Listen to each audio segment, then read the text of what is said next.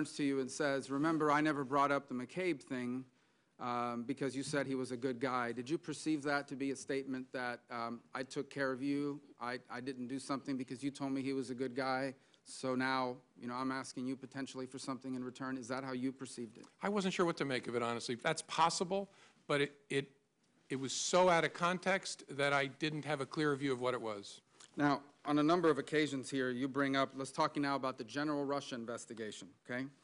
In page 6 of your testimony, you say, the first thing you say is, he asked what we could do to, quote unquote, lift the cloud, the general Russia investigation, and you responded that we were investigating the matter as quickly as we could and that there would be great benefit if we didn't find anything to having done the work well, and he agreed.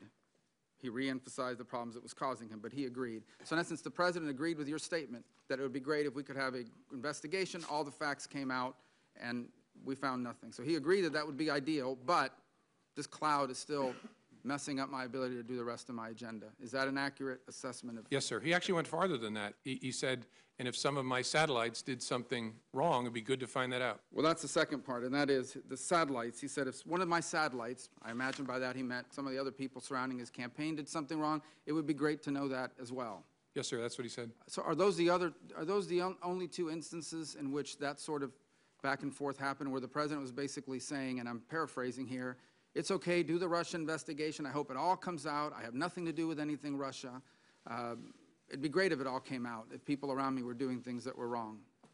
Yes, as I recorded it accurately there, that was the sentiment he was expressing. Yes, sir. So what it comes down to is the President has asked three things of you. He asked for your loyalty, and you said you would be loyally honest.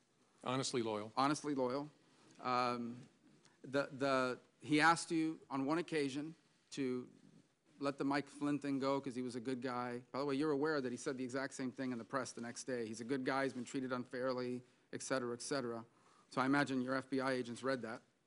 I'm sure they did. The President's wishes were known to them, certainly by the next day when he had a press conference with the Prime Minister. But going back, the three requests were, number one, be loyal.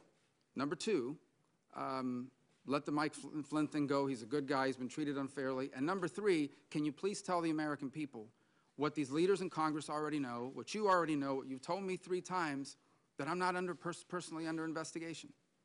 Those are the 3 things he asked. Yes, sir. You know, this investigation is full of leaks left and